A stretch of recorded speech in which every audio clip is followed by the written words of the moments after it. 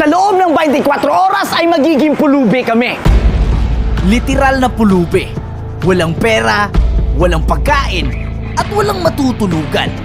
Dapat mabubuhay lang kami sa pamamagitan ng paghihingi at diskarte.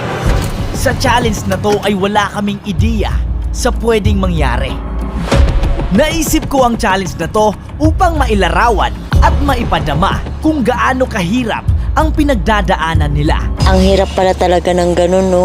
Pero ang pinakapunto kung bakit sila humantong sa ganito. Nagsimula kami 7:36 ng umaga at kahit anong pambabalat kayo ang gagawin namin ay nakikilala kami. I don't fake videos, kaya instead mag-undercover, idudokumentary na lang natin. Kaya may dala kaming kamera. Di ko alam kung anong patutunguhan ng challenge na to. Nasa Kapitol na kami. Nag-iisip muna kami kung anong ang una namin gagawin. Sa totoo lang, nakakahiya to. Kinabisado muna namin ang lugar kung saan kami